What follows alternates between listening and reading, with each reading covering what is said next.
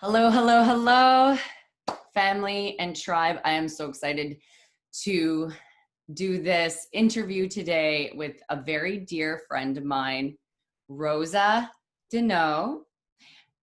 Hello, Rosa. Hey, hi there, Susan. How are you? I'm amazing. I'm so happy you've decided to come and chat with us today. Thank you for having me. I really appreciate the opportunity to talk to you about this. So Rosa was a friend of mine and also a recent client of the 90-day Breakdown to Breakthrough program.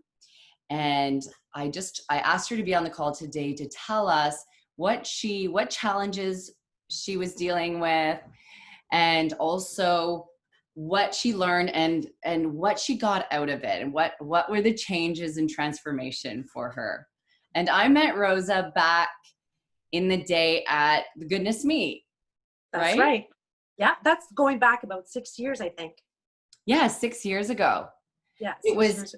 eating, and of course she came out because it was called Eating Cookies with Joy. And it was yummy because you had chocolate. You handed out chocolates at the end Yeah. that were called orgasmic. Yeah, Orgasmos.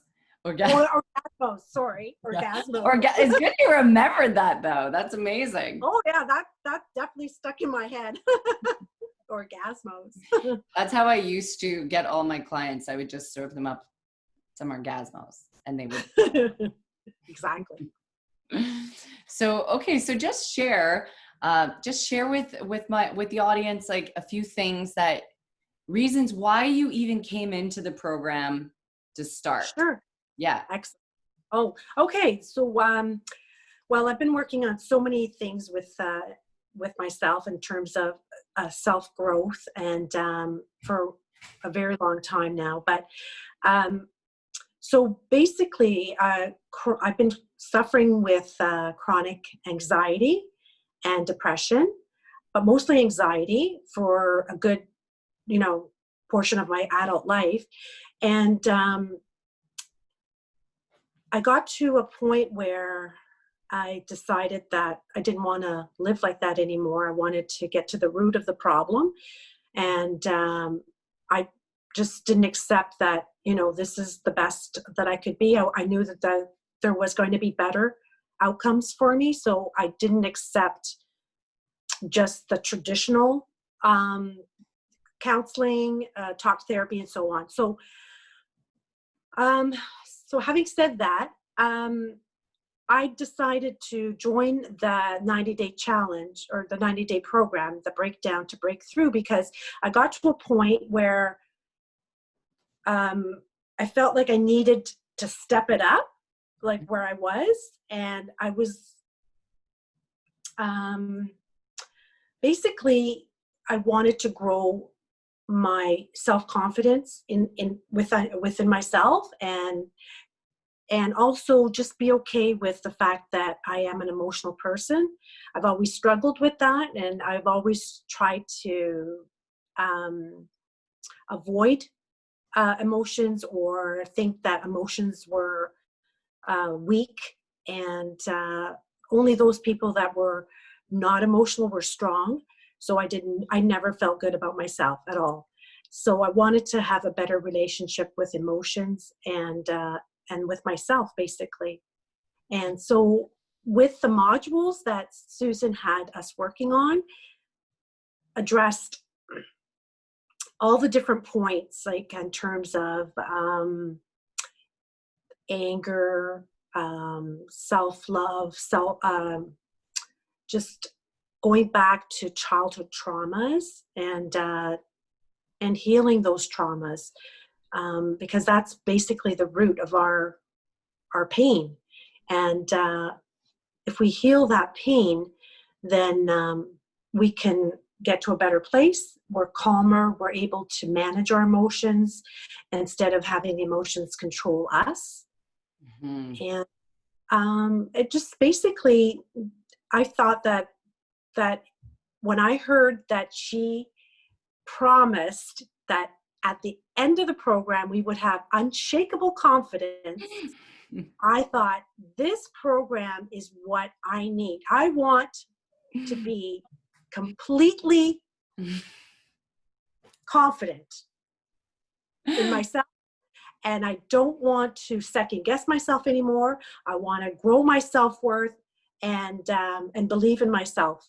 And so that's what happened. Basically, I joined it, and I feel like all of those goals were achieved. Oh my God.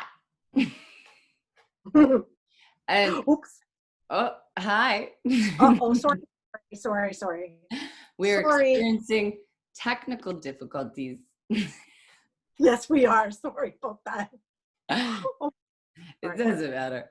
We're not here. We're not on this call to We're not embrace professionals. our perfectionist self. Damn it. We're embracing our imperfections. We all have imperfections, and we embrace them. Tell me, and I know for you, it was like you went through that time, and even after with your job, where you got to the point of burnout with your job. That's right. Right? That's right. And I got to You had burn to out. leave your job and take time off. Yeah, I had to leave my my job that I had for like 28 years, Yeah. and I had to take time off and basically a mental health leave, I guess you'd call it, and that led into retirement. So there's a lot of stress, and basically healing all the perceptions of your life that you wanted to end. I wanted to end my career on a healthy note, but it didn't turn out that way. So it basically shook up everything that I believed about myself. So I had to learn to love myself again, right from scratch. That sometimes things in life, a lot of times things in life don't happen the way you planned. So you have to embrace the flow and believe that at the end of all the trauma and the ups and downs, that there's a gift at the end of it. Yeah. What do you think for yourself? Like, what did you, and maybe you can share with everybody, like, what do you feel like the biggest hurdle was like growing up, like some of your childhood experiences that really made you doubt yourself and made you question yourself? Like, what was that like for you? And well, growing up, I was not nurtured. So whenever I had difficult emotions, expressed them, felt them, I basically was left to feel that that I was the only one. Like nobody else kind of struggled with those things. So just to basically just get over it and deal with it. No support, no understanding, no validation of feelings. So that was the way I was raised, and basically always second guessing myself because other people didn't seem to have these issues around me, and I felt I couldn't really share it with anybody because I was the one that was problematic, and I wanted to hide that. So I learned to hide that, and I was shamed. I was ashamed of how I guess broken I felt, and did not have the support, understanding, like I said, from my parents. And I learned to question everything about myself, doubt myself, second guess myself. My self-worth was extremely, extremely poor, and it led to difficult choices in my life, and I learned from them, but very difficult life that I had from that. Do you find, like, I know with families that, especially with European families, because you said you grew up like in an Italian family.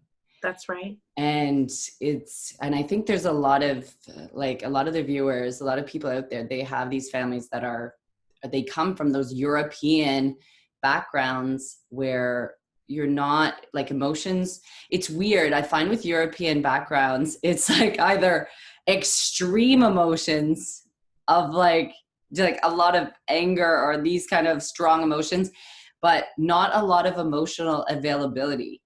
That's exactly right. It's Mhm. my family, my mom and dad were emotional. Like Yeah. they were very emotional, but it was almost like their emotions were okay, but ours were not okay. Mm. It was a double standard almost. And yeah, it just didn't make any sense to me. I always knew that, yeah, we're supposed to be okay with emotions, but like we're not. We have to hide that, Yes. especially in public, or you never show any weakness.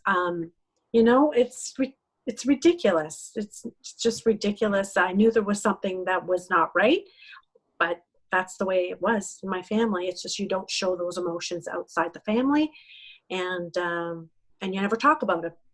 Wow.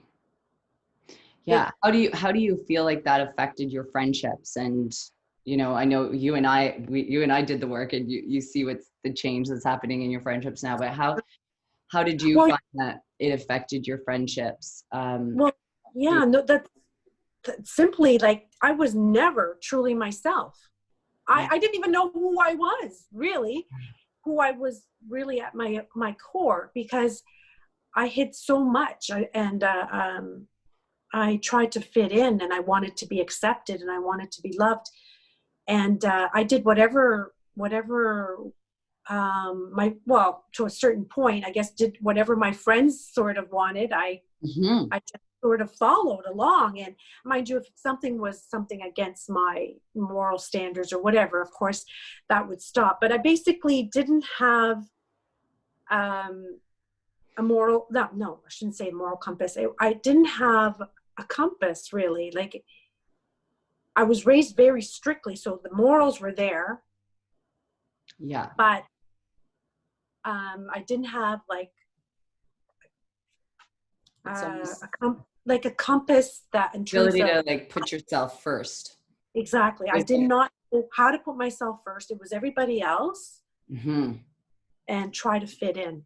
And I could never be myself. So that means that my friendships were really shallow. Yeah. Not a lot of deep connection. You, you Mm-hmm. just, yeah, you just talk about whatever, and problems, and so on and so forth, but no self-reflection, not very deep friendships. Isn't it? It's interesting, right? With friendships on how we can have we can talk to a lot of people in the day, right? But still feel so alone. Correct. You know, Exactly. it's like sometimes it's kind of like, you know, when you go to the office at work and it's very surface conversation, That's right. but there's no that like deep connection, that authenticity that like Yeah, a lot of us are exactly. starving for.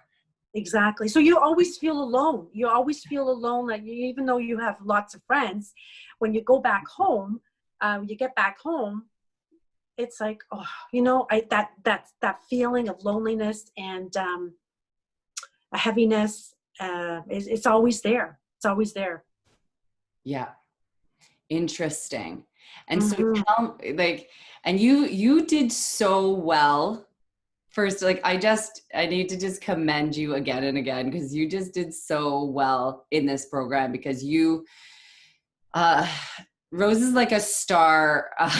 She says, I was Oh, like, you're a poster child. Like you're wow. Well, because obviously I was really ready, but it was yeah. your guidance. It was Susan. Without your guidance and your support, this couldn't have taken place. So Oh, yeah, I was a great student, I will admit. very, But very coachable and I was very because doing this deep work can be really challenging, and it's not for I always use the term, it's not for pussies, but pussies are pretty strong, so it's that's a stupid statement. exactly. It's for big ovaries, you know. It's like, yeah. But what do you think for you? What do you feel like helped you? What were some of the tools that we did in the program that really, it could be either the modules or the tools or the group coaching. What do you feel like really helped you shift? to feel what like helped me, confident. what was the, like, when we did a lot of the inner child work, it's like bringing that child so much love and support that wasn't there when she was growing up. Mm-hmm. And just going through that healing where you're identifying a memory, like if depending on what you're experiencing, whatever is happening, you know, at the time in your life, be it sadness, anxiety, anger, whatever emotions you're feeling, it's just being with that child, learning to be with yourself, and just talking to that child. So, you know, comforting and supportive and loving and saying it, you know, yeah, you have every right to feel that way. Mm-hmm. You know, angry, and you know what? Yes, you should be angry. That was And a just, big one for you. That was a hard one to allow at first, is like actually feeling like you have yes, like permission. having the right to be angry with a parent that you're supposed to love, or that's supposed to love you, and say, no, I didn't get that in return. I'm very angry about that. Yeah. Yeah, that was very hard, like to talk honestly about the lack of nurturing and mothering that I didn't get. Although my mom has passed away and I do love her, she caused me so much pain, and it was healing that pain, starting with the anger. Very, very, very angry with her Yeah. for all of the stuff that has happened. And then learning that, you know what, it's okay. She didn't, you know, you learned, you get over the hurdle, but you have to let that anger out. It's not just writing it down. It's like gut wrenching anger, like feeling it, crying your brains out, like the screaming, the A lot of yelling. F-bombs. Yeah. It was just, it's not just like, oh, I'm going to write it down and blah, blah. No, we're not talking that. We're actually feeling the pain, the depth of the pain. And that's what helped heal it. Yeah. And that's what Susie helped me with, just to actually feel it and get over and heal it. Yeah. Yeah. You did amazing. We have a joke in my household. Like I always say, I was telling Rosa, it's like, my son is so used to like the screaming that comes from my office. Just like Exactly. every F-bomb there is, he's just like, oh yeah, That's just part of part of her work. right.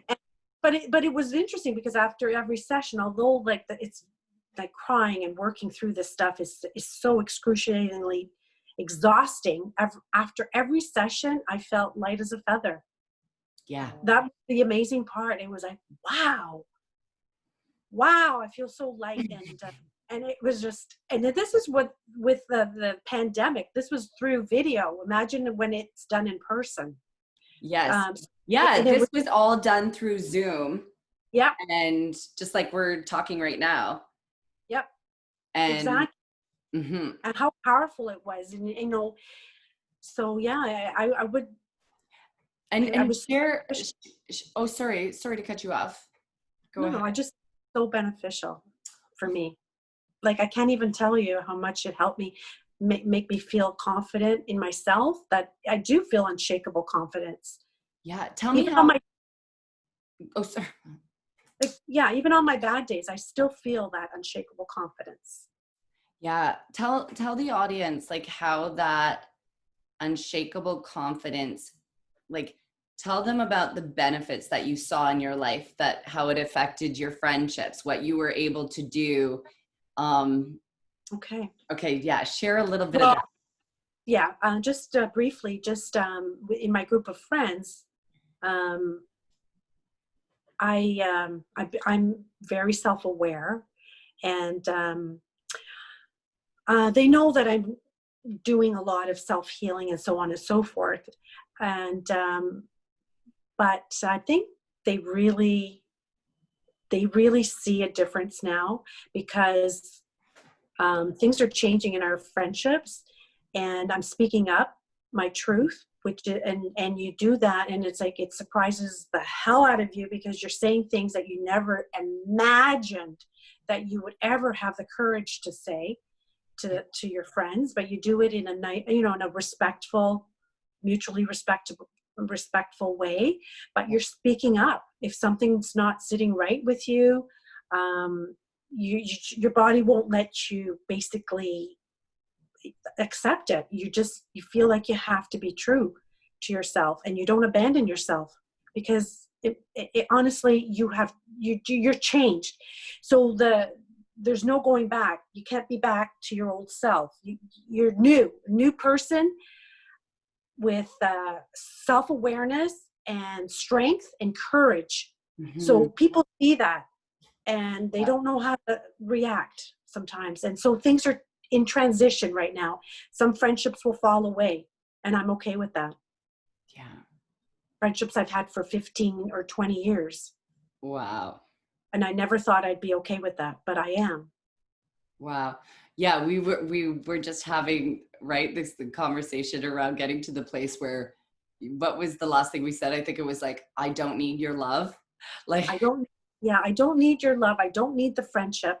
Not if it's going to be draining my energy, my self-worth. Not if you're not supporting me, understanding me. yeah. And I can be very selfish, and I'm a selfish friend right now, but that's where I'm at. Or maybe, and maybe that's it. And maybe it's even just a self-loving friend. Well, that's what it is. Yeah. I mean, selfish in terms of, I know what I need. If I need to be on my own, if I need time to debrief or to decompress, I know I need that time. So Yes. I know that, and I'm not going to pick up the phone when I'm not in a good space. Yeah. And that can be so hard, right? Like being okay with our selfish selves. I mean, especially when we've been taught for years to give and to be generous, to be respectful, to, it's always, especially with some parents. Yeah. You want to be a good friend. Yes. So that's amazing. I'm just checking the time. So it's 1:09. So any other benefits? I know Rosa has gone on. She is going to be doing the year-long program with me. Mm-hmm. Yeah, Her and I are like, so yes. Fun. Yep. So I want to continue to grow, and basically I want that unshakable confidence to continue in knowing that I can handle anything that comes my way in life. Yeah. That I want to build that resilience, emotional resilience. Yes. Yeah. That's amazing. Do you feel, I'll ask you 2 more questions and then we'll wrap it up, that were just on my mind. So any other benefits that came up in terms of your health and in terms of your husband? Any other benefits that you felt like? It's affecting all my relationships. My husband is much more supportive. He understands where I'm coming from. He doesn't question me, doesn't doubt me. Like if he doesn't doubt my decisions. It's amazing. I have so much more confidence, and it's like it oozes out. So they have confidence back in you. Oh. So it's like you have confidence in yourself, and it comes right back. That's hot.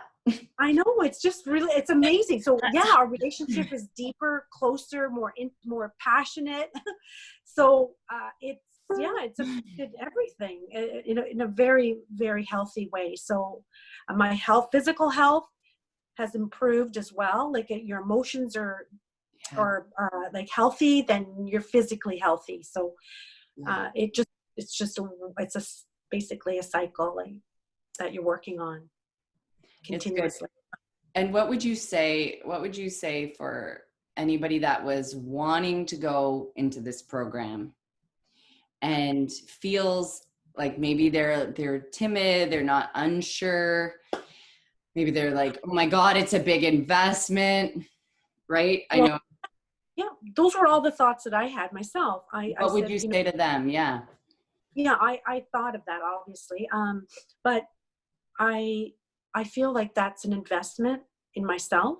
it was an investment. There's no price on happiness. Like, you can't put a price on it. Honestly, we spend so much money on things that are so trivial and well, material things basically. And I decided, no, I'm investing in my health, both mentally and physically.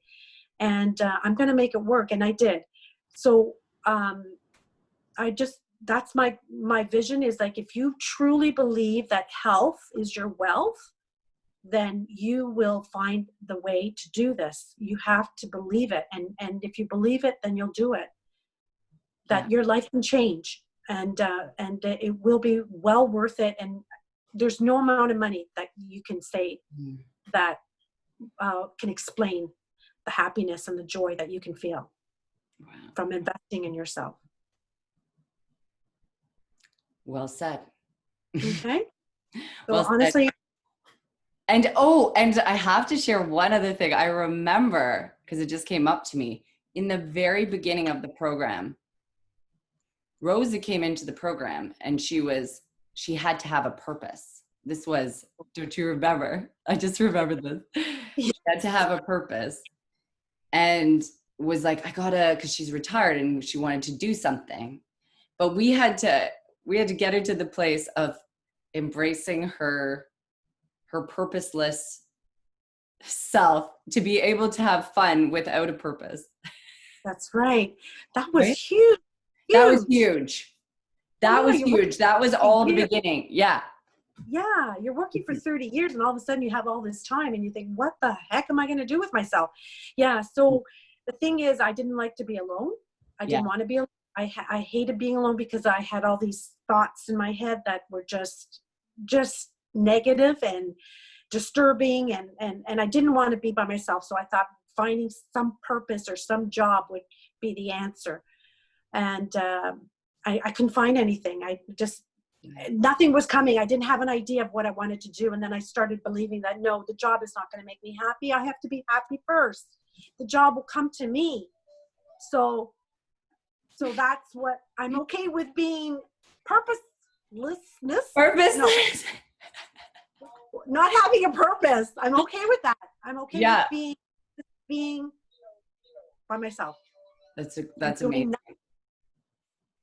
And this is the thing too, right? And then we're going to wrap it up, but there's steps to, like, if you eventually want to have a purpose, like now you're going into the year long and you're trying to find your purpose. Now you're trying to find a job you love and something, but there's always like the steps to getting there. Sometimes it's embracing where you're at. That's right. Before you go after it. So, and just believing that if things are in your best interest, it will work out. If the things are not in your best interest, then no matter how hard you try, it's not going to work. So you kind of let it go, and you believe in that, and believe in the universe, God, whatever you want. Just just believe that it will turn out the way it's destined to turn out. Yeah, I love that. It's so true. Like God, right? It's so true. God gives you what you need, not what you want. That's right. And have fun. Have fun. While not knowing anything, like, have fun when you don't know how to live your life. Just have fun, and you'll learn as you go. Oh my God. I thank you so much. Thank you. Thank you very much, Susan. I'm so grateful to you, and I so look forward to working with you over the next 12 months and where I will be in that 12 months. Thank you. Oh, I feel like let's commit to doing another interview in 12 months. And I just feel like you will be just a radically different person. And we'll have no mistakes in our video. And we'll have a lot of mistakes, but we'll love it. And we have to drink champagne at the same time. All right. Okay. Sorry, I was so long-winded. No, it's great. I love you. You too, my dear. You're doing great. I just commend you, and I hope this gives other people strength to do the same as you. I hope so too. I wish everybody well. Okay. Thank you. Love you all. Thank you.